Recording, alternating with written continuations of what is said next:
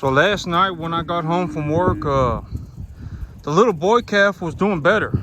He is doing better. This morning, I would say on the same scale from 1 to 10, I would say he's at about a 5 right now. Last night he did drink a whole bottle, and so that Banamine really fixed him up. I think that it was he was getting too hot is what I'm thinking. He was getting too hot, and so that Banamine really fixed him up. But the thing about it is that this morning he didn't drink any milk at all. He's standing there and he's wide-eyed, and he's standing there like he's not panting, and he's not like falling over or anything like that, but he's not drinking milk. And so but he is doing better today than he was yesterday. He was at about a 3 out of 10 yesterday, and I would say he's about a 5 out of 10 on the same scale today. I still don't know if he's gonna make it. The other calves have all made a full recovery. The girl's doing perfectly fine, and the big boy is doing perfectly fine too. The big boy yesterday, when I got home yesterday, he was still just coughing a little bit. He still wasn't looking very good, and so the girl, I did not give her a second shot of fluorophenical. So if you read the bottle of fluorophenical, it will say you can administer this dose, and then 48 hours you will have to administer a second dose, or you can give a one-time dose at this rate. And I chose to do the 2-dose program because the animals had been given a shot of Zactran 2 days prior. And so I didn't want to just dump a whole bunch of antibiotics into them. And so I gave him the Zactran 2 days later. I gave him the fluorophenical. And then 2 days later, yesterday, the boy looked like he was doing a lot better. The big bull calf, he looked like he was doing a lot better. But he was still coughing just a little bit. I mean, he was drastically improved. He has drastically improved. He's eating a lot. He's very big. But you know, in my head, I was like, you know the old saying, anytime you go to the doctor and they give you antibiotics, they'll always say, always finish your medication. Always take everything, even if you feel better, just take all of it. And so yesterday I went ahead and I ran him through the chute, and I gave him the second shot of fluorophenical anyway. And this morning he is doing drastically better. I haven't heard him cough but 2 times this morning, and you know, about 5-6 days ago, 7 days ago, he was panting so bad he looked like he was about to pass out, and he was coughing up a storm. I mean, he was coughing. I mean, if I sat there and watched him for an hour, he would have probably coughed 40 times in that hour, 50 times in that hour, maybe. Or excuse me, if I sat there and watched him for like 10 minutes, he would have probably coughed 10 times a minute. I mean, he was coughing up a storm. He was panting real bad. I mean, it looked like he was about to pass out, and as of right now, he's doing perfectly. I would say he's about 90% better. I heard him cough about 2 times this morning, but he's doing better. And yesterday, I would say he was at about 75% better, 80% or 75% better yesterday. And he was on the up and up, but I gave him the second shot of fluorophenical anyway, just because he's not 100% better. And I figured I may as well just, I always remember the thing that the doctors say, right? Always finish your medication. Always take all of your antibiotics. Do not stop taking your medication just because you feel better. And so yesterday I went ahead and I gave him the rest of the fluorophenical. And the little bull calf, when I got home last night, I was sitting there and I was thinking about, what should I do? Should I give him another shot of Zactran? What should I do? And I ended up giving him another shot, a half a dose of fluorophenical. That's what I did. I decided on a half dose of fluorophenical. And so because fluorophenical, if you read the bottle, it says give him a half dose, and then 2 days later, 48 hours, give him another half dose. And I decided to give him another half dose. Or actually, I'm not going to say, I take that back, because I don't know if, that's the thing about these bottles. I don't know if I just broke the law. I heard somewhere that there was a guy. I'm not giving any suggestions to anybody. I'm just gonna say this is what I did, and I did what I did because I believed that my animal was gonna die. I gave him another half a shot of fluorophenical. I thought my animal was gonna die. I mean, he was not looking good, and so I gave him another half a shot of fluorophenical. I did do it, and I'm just gonna say I do not remember if it was the second or the third shot that I gave him. That's what I'll say. I do not remember if it was the second dose or the third dose, but I gave him another half a shot of fluorophenical. And I do not remember exactly if it was the second dose or the third dose, but it looked like he was gonna die yesterday. I was like certain. He was at, if I had to put him on a scale between 1 to 10, he was at a 3. He was panting real bad. He was losing coordination. He could hardly stand. And so that was why I gave him another half a shot of fluorophenical. And as of this morning, I would say he has improved, but he is not eating. Here in about 30 minutes, when I get done with this, I'm gonna see if he'll take another half a bottle of milk. And the rest of these animals, all of the other animals are doing 100% better. But I don't know if you've ever sat here and just smelled the air while the animals are chewing corn, but it smells real good. If you've ever opened up a can of corn and just started eating corn, and you know that taste, it tastes real good. It smells just like that. It smells just like somebody opened up a can of corn in front of me. It smells real good. These animals, well, I mean, you know, corn tastes very good. It tastes real good and they love eating it. But here in the next 3 weeks or so, I'm gonna have to get my field plowed. It's starting to turn over 80 degrees on the average day. When I look at the Weather Channel, I do have a lot of moisture on the ground, and I do have a lot of cloud cover. But it is starting to be over 82 on a regular basis, and after it's when there's a lot of moisture on the ground, the winter wheat may be able to stand a higher temperature. But here, very, very, very soon, but here's also the things that next week there's going to be a lot of rain, and if there's a lot of rain, pearl millet will not grow properly. Pearl millet does not like having to sit in a lot of water. And so when planting a grass, if there's a lot of water, that water will also transfer disease issues and fungal issues. And so a very good example of a disease or a fungal issue that can get spread by water is powdery mildew or dampening off. Both of those, dampening off will kill the seed, will kill the plant when it's very small. And so I'm taking a look at the weather, and so in terms of the grass, I don't really care what type of grass I'm growing, as long as the grass is in a certain value of feed. So as long as the grass is somewhere between a 12 and a 16% protein, and somewhere between 58 and 65% energy, I do not care. It does not matter what grass I have, as long as those criteria are met. As long as the grass is in between a 12 and a 16% protein and a 58 to 65% energy, I do not mind, because I can always supplement their feed. I have protein supplements, and I also have energy supplements that I can give the animal, and it doesn't take much of a supplement to give the animals what they need. If it turns out that I have a grass that is 14% protein, but it's 60% energy, and I want to increase the energy and decrease the protein, I'll just feed them a little bit of corn. If I feed them a little bit of corn, it will increase the energy and it will decrease the protein, and boom, I'm good to go, right? And so I don't really care what grass I'm growing, as long as the grass is within a certain window of a feed value. And my animals are conditioning very well right now. I would say all of my animals 100%. I would say, okay, except for this little brindle calf, right? This little brindle calf, I brought him in like 2-3 weeks ago. He's kind of just small. I would say he's at a body conditioning score of about 4. But I mean, it's gonna take him a while to fatten up. Let's just be honest. I brought him in about 3 weeks ago. It may take me 3 months to get him to a 5. Honestly, it may take me 3 months. By the time, this is a good example of an animal that in 5 months he may be a 6. It may take me all 5 months to get him to a 6. So when I brought him in, he was bone thin. Same with this animal right here, the little black calf. When I brought him in, he was bone thin.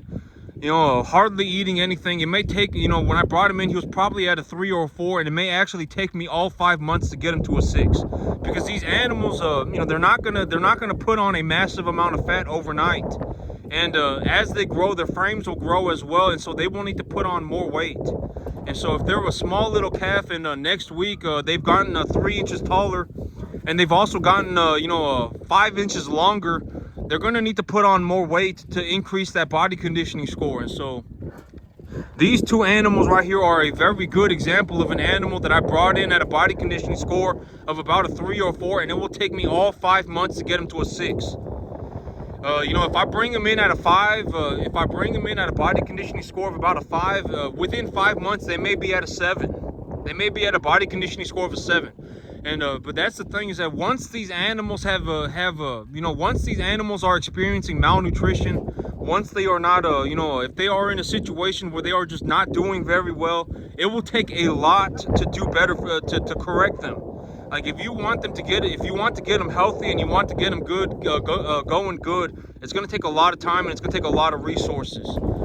And that's also that's also by what I mean by, if you have an animal that's bone thin and you're worried about losing money by feeding the animal, you're probably better off just feeding the animal and losing the money, because if you try and sell that animal, you will lose money anyway. And if your animal gets too thin, I mean, it's not very good for the animal. By the time you got an animal that's at a body conditioning score of 3 or lower, it's just not good, right? I mean, you should probably prioritize other things, like, man, maybe I should take care of this animal better. You shouldn't be worried. I would say at that point, it would be better to be concerned about taking better care of the animal than losing money, because it's like, if you got one animal and you're gonna feed that animal to be healthy again, it's gonna cost you like $150 a month or whatever, and maybe $200 or about I would say about $100 a month, and you could get that animal healthy again. And at the end of the day, I know that's $1,200 a year, but if you have an animal, that is your responsibility. And I mean, that's how I see it. I see all of these cattle as my responsibility. It's very important for me to, the way that I look at cattle is that, in the world they say that you got girls who are obsessed with horses, right? You got horse ladies, but then you also have cattlemen. Cattlemen are like the equivalent of horse ladies for men. If you take a good look at a cattleman, I mean, our cattle are like our pride and joy. And if a man has cattle and he's not taking care of them, I mean that's not it tells you a lot about that man. It honestly, that's how I see it. But cattlemen is like the equivalent for men that horses are for horse ladies. I honestly, even if like over the last week, I probably averaged about 5.5 hours of sleep for the last 5 days, because I've had these animals getting sick and I've been looking after them, and and I still wake up and I'm not even tired at all. I wouldn't even take a nap. I didn't even take a nap. I took 1 2-hour nap over the last 5 days, and I'm good to go, right? And I'm more focused on making sure my cattle are doing okay. And so these animals, I would say by next month I'm gonna have about 8 to 10 animals ready to go to market. But a lot of cattlemen are like this. If you actually ever meet a solid cattle guy, a real solid cattleman, we're all about the same. We don't really particularly like that our animals have to go through this. We don't like, but we understand that this is what meat looks like. If you want to go to the grocery store and buy beef, somebody needs to be doing this, and we understand that. And but a lot of the cattle guys are like this. I mean, we think very, very, very highly of our animals. I don't particularly like having to castrate the bulls, and I don't particularly like, knowing that these animals are going to end up in the beef supply, but I do the best that I can, and people got to eat, and, it's very important that I do this, right? And so I always say money's not the most important thing in the world, but money is more important than 99.9999% of things, right? That's what I said. And, there are, deep down, even if I could save $100, I would not reduce the quality of life for my animals. I would not be like, oh, I'm gonna stop feeding them corn, because it's gonna save me $200 a month. If it turns out to be better for the animal, I'm just gonna give up the money, right? I probably feed these animals close to $150 worth of corn a month. $150 would be 1,500 pounds, and I feed them about 50 pounds a day. So yep, I feed them about 150 pounds of corn a month. And if the animals, if they need the corn and it gives them a better quality of life, I'm not going to sit here and go, oh well, I'm just not going to feed them the corn, and I'm just going to put them on grass, and I'm just going to go walking off into la la land. If it's better for the animal, I will just go ahead and pay the $150. That is how I think. If it costs me $150 to 50 cattle corn a month, if it costs me about $150 a month, maybe $200 a month, let's just say 200 to go over. If it costs me $200 a month to feed 50 cattle corn, I will just go, and it objectively improves their life. I mean, it puts that extra weight on them. It gets them looking real good, and gives them a better overall diet. I will just go ahead and invest the $200. And that's also how I, but you run into this problem a lot with farmers. They go, oh my God, the $500 a month, I don't have it. I don't have the $1,000 a month. I can't do this because I don't have the $500. I don't have the $1,000. How am I going to afford, how am I going to afford $550 a ton urea, right? You run into this problem a lot. If you actually go out and you talk to people and you ask them about it, a lot of people have that response. Oh, how would I afford urea at $550 a ton? But here's the way that I look at it. If I invest $550 a ton for urea, let's just use urea as the fertilizer, because I'm not going to sit here and be like, oh, well, if I purchase ammonium sulfate and urea mixture, one by, a potassium sulfate, urea, ammonium sulfate mixture, and I get, 50% urea and 25% ammonium sulfate, and I'm just not going to do that, right? And 25% potassium sulfate, then it's going to come out to be $575 a ton. I'm just not going to do that. Okay, let's just say urea. Let's just use urea, and I do not just use urea. I'm going to make that perfectly clear right now. I'm not just throwing urea on my field. If I were going to, I'm not exactly sure what the mixture of the fertilizer that I use is, but it is ultimately it comes out to be a 25, 5, 15, 7 NPK sulfur ratio.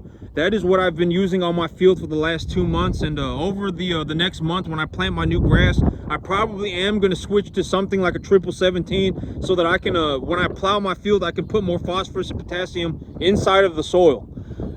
Because I've always said, potassium and phosphorus, they are positively charged, and they will bind to the soil because the soil is negatively charged, so they will chemically bind to the soil. And so there are opportunities for me to put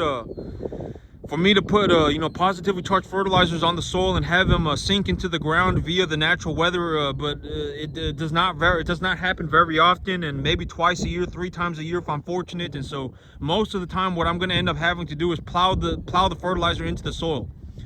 And plowing the fertilizer into the soil, it gives you a for sure that I've gotten the phosphorus and the potassium in the soil. And if you want to see what I'm talking about, if you just plant a tomato in the ground and you put and you got a potassium deficiency, if you put potassium sulfate on the top of the soil and just water it in very hard, I mean water it in very significantly, you will see that the potassium deficiency corrects itself. And so over the next month, I will probably put something like a 1717 on my field, and I will probably put about 30 extra pounds of phosphorus and potassium on my soil.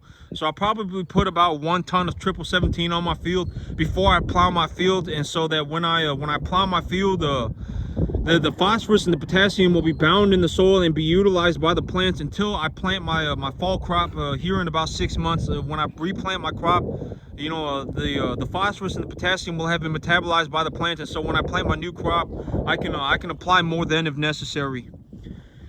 And so the way that I think about it is that if it costs me $550 a month to grow enough grass, this is what I've been trying to tell people, because it's like when somebody looks me directly in the face and they say fertilizer damages my environment and I cannot purchase fertilizer, I abandon hope.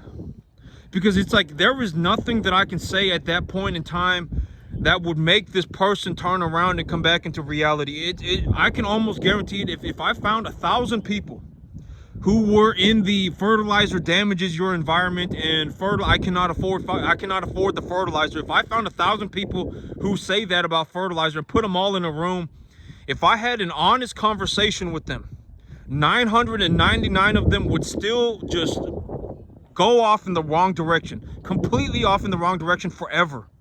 And this is also what I mean by, if you learn incorrectly from the beginning, the chances of you making it back to reality are almost zero, nearly 0%. And so, you know, that's when I present these videos and things like that, I'm looking to give you objective information so that you do not go off in the wrong direction. Because the longer you go off in the wrong direction, it's like swimming out into the ocean. And by the time you're way out in there and you can't even see land and you go, oh my God, you know, I haven't gotten anywhere. And then you start flailing because you're drowning and you don't know what to do. You won't be able to come back to land. You won't even know where land is. And so, you know, and I'm not saying that to sound like a horrible person. Let's just be honest with ourselves. It happens a lot. If I went out and I talked to if I put 1,000 people in a room that said that they wanted to be a farmer, you know, and I offered everybody $1,000 a month, almost nobody is going to be like, you know what, I'm going to turn this $1,000 a month investment into 100 grand in 2 years. Almost nobody's going to be able to do it. I may be the only person out of that 1,000, even in a group of 1 million people, I may be the only person that can actually do it. And if you, you know, and if, when I look back at my life, the reason that I was able to get here and I was able to get so good was because I essentially developed my skills for the minimal amount of cost. For the first 3 years, I mean, I must have just grown tomatoes and jalapenos in solo cups for about $20 a year, and I was able to get thousands and thousands and thousands and thousands of reps for about $20 a year. I reused the potting soil every year. Maybe, you know, I went and bought a new bag of solo cups once a year. Maybe I bought 3 bags of solo cups a year. But I mean, I was able to get tens of thousands of reps for about $20 a year. And this farm right here, it cost me about, I'm just going to say $750 a month. It cost me on average about $750, maybe $1,000. Let's just say $1,000. It cost me about $1,000 a month. And after I deduct everything and all of that, I still come home with about $6,000 a month of net profit. And so that's the thing about me is that, you know, like if you were to ask me, if you were to look me directly in the face and ask me, if it costs me $1,000 a month to make $6,000 a month, I'm not worried about the $1,000. Do not become one of these people, oh my God, I cannot afford fertilizer. Do not become one of those people. If you become one of those people, oh my God, you know what? Fertilizer also damages your environment. Oh my God, I can't afford it. Once you become something like that, you will never come back. No matter what I say or what anybody else says, you will be stuck like that forever. More than likely, it would be a miracle if you turned around. A miracle. And so, like, if you asked me, you know, I understand, you know, but okay, here's the way that I see it. If it costs me $550 a month, right, and I can go and I can read books on why does fertilizer damage the environment and how to negate that damage. How do I apply fertilizer properly so that there is not any damage to my environment or practically zero damage to my environment? If I can go and read books like that for free, right, and I can read scientific published papers, not any of this Billy Joe Bob's farming adventure. Do not go read Billy Joe Bob's farming adventure. Oh my God, you know, mycorrhiza in the soil is gonna save the world, and bacteria in the soil is gonna save the world. Do not read Billy Joe Bob's farming adventure. Read published papers, unbiased published papers, and read thousands of them. Thousands, tens of thousands of them. That's the kind of stuff you should be reading. If we applied this fertilizer to this soil at this rate, and we had a body of water, we had a pool of water 50 feet under the field, and we took samples from the body of water, you know, after applying irrigation on the field, or having an average water of having an average rainfall of 3 to 4 inches of rain a month over the course of 7 months, and we took nitrate samples from the water, we found that the nitrate samples came out to be this, and this, according to how much nitrate fertilizer we applied to the field. Read stuff like that, and do not just read one paper, read a multitude of them. You know, if you can, read dozens and dozens and dozens of papers on the same topic. And then go out and try it for yourself, get your reps in, see what works for you, and then continue forward. Objectively move in a forward direction. Do not start walking off into la la land. If you go into la la land, you will never come back forever. I mean, it would be a miracle if you came back, and there, you know, because at that point it's like it does not matter what anybody else says or what anybody says. You cannot be saved. I'm telling you, you cannot be saved under any circumstance. You will be there forever. Like, if you were to ask me why do I do this and stuff like that, I'm not going to say here, this is my adventure. You know, I need the money, right? The money is very important to me. I'm just going to be very honest. If you gave me the opportunity, if you looked me straight in the face and said, would you rather make 40,000 a year or would you rather make 140? I would just choose to make 140. And, you know, I would answer to God before I answer to any man. Right, I would answer to God. I would not take judgment from men. If I was asked, would you rather make 40 or would you rather make 140? I would choose to make 140 and let God be the judge of me for that. I do honest work, right? And I do the best that I can. I give these animals the best life that they can live. And, you know, this is not easy. If this was even relatively close to being easy, somebody else would be doing it. I make a drastic sum of money. And the thing about money is that people can say whatever they want, but if they had the opportunity to make an extra $70,000, $100,000 a year, somebody would have taken it, not just me. The reason that people are not taking it is because this work is almost impossible. And so, you know, and I'm trying to put this in your head that if you do not get very, very, very, very good, what could end up happening is that you could end up going for it and then losing everything. Just flat out becoming miserable. It happens to a lot of people. I'm not saying this to sound like a horrible person. It happens to a lot of people. A lot of people, they'll go for it and then they'll end up miserable. Why? Because they were not properly prepared. They did not put in the time and the effort to actually learn how to do it or do the work correctly. It happens to a lot of people all the time in any aspect of the market. It does not matter. It could be anywhere. You know, real estate happens all the time. Retail happens all the time. Farming, it happens all the time. Service industry happens all the time. Any industry legitimately happens to a lot of people. They go walking off into la la land. They don't think about it, and then it's just like boom, now they're wrecked forever, right? Financially wrecked forever.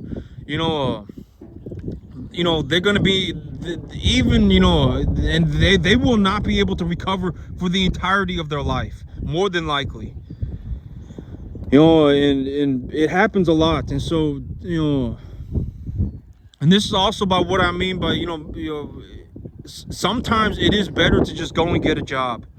If you get a job and you just make your investments properly, it's like, you know, do you really want to put yourself in a situation where you're like a business owner like me? Like, do you really want to work 7 days a week? Do you really want to, you know, have to put in 15, 20-hour days? Like, is that really what you want to do? Do you want to have to work for 15 hours a day for the next 15 years of your life so that you can make it and you're not going to get paid the first 14 years? Like, do you really want that? And if you do, then go for it. And, you know, if you're young, the chances of you making it are drastically higher. But, you know, maybe it's, you know, and there's nothing wrong with that, right? There's nothing wrong with getting a job. I mean, if you would, you know, if you have the opportunity to live a better life because you work a job instead of starting a business, then you should go and because I could almost guarantee, you know, well, the reason that I made it, you know, because we live in a capitalistic society, right? Like, and if I was not extremely good at this, I would not have made it. That is how capitalism works. The thing about capitalism is that, you know, it's like the strong survive and then everyone else, you know, it looks unfair. Because it's like one guy taking everything for himself, right? Taking half the pie by himself, and then everyone else is having to scrape for little pieces, right? It looks unfair, but that is if we were going to actually consider what is fair and let fair be fair, that is what is fair. Because I mean, you're gonna have to look at the guys that are at the top, and why are they at the top, right? I mean, they are at the top because, I mean, they put in the most amount of time and the most amount of effort, and you know. If we want to go into here's the thing about communism. A lot of people, they may think that communism is good, but it's not. If you're poor in a capitalistic society, you will be even poorer in a communistic society. You know, look at the world, right? I mean, we should not just be handing stuff to people. People should not be handed anything. If you suck, you should fail. That is how the world should work, right? I mean, that is what is fair. I mean, we cannot just have somebody designate, oh, give this to this person, give this to that person. You know, oh, you know, because they're buddy, pals with the government, they're going to be the ones that succeed. That's not a good society. That's not, you know, capitalism is the most fair thing that we have, as humanity has come up with. As of right now, capitalism is the best thing that we got. Communism is not a good idea, and a lot of people are communist. Oh my God, he should have to give up everything and help the poor. That is what he should have to do because he is rich. That is why we are not doing as good as him, and so he should have to give up everything to go and help the poor. But that is communism, and that's not good. If it's not good. Let's just be honest with ourselves. If you want to live in a communistic country, just move to a communistic country. Don't be in America and be a communist. It's not good. I mean, it's just not. I mean, the quality of life for poor people in America is drastically higher than it is for any other country. If you're a poor person in some third world country, I mean, you're like living in filth and like and it's not good, right? I mean, it's not good. And so, do not turn yourself into a communist mentally. Oh my God, this guy should be required to help people because he is significantly richer than everybody else. He should be required to help people. That is communism. Capitalism is, oh, this guy is extremely good at this for a reason. Maybe I can make a deal with him. Like, here's the thing. It's like, if you offered me $10,000 to come and look at your plan for 1 hour, I would do it.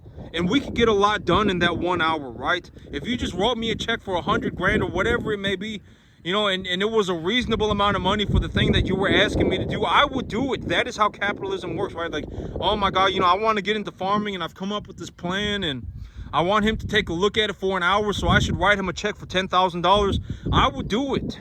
I mean, I would gladly do it, right? I just don't want to be in a situation where it's like, oh, he's richer than me and he's doing better than me, so he should be required to help me. And it should also be free because I'm poor and he's not. That is communism. That is how communistic people think. That's not good. If you offer me 10 grand and maybe we could come up with something, and at the end of the day, my farm right here makes like $80,000 a year net profit on a 10-acre field. I'm sure we could figure something out, right? That 10 grand is going to be negligible. If you honestly think that you can make it here and you're willing to put in the time and the effort, oh man, I've been working for 15 hours a day for the last 12 years of my life, and I think I'm ready to take the big leap. And I've been working for 15 hours a day for the last 12 years of my life, and I think I'm good to go, and I'm going to come up with a plan, and I want him to look at it for me real fast before I get started. And I'll just write him a check for 10 grand, and in that 1 hour he'll take a look through everything and he will let me know what's going on, right? I would gladly do it, and it would probably end up saving you drastically more than 10 grand. And if you actually succeeded, you would make a multiple of your money. Multiple. I mean, you would make 4 or 5 times, 6, 7 times return on your money if you actually succeeded and managed to do it. But that's it for me today, YouTube. Y'all have a good one.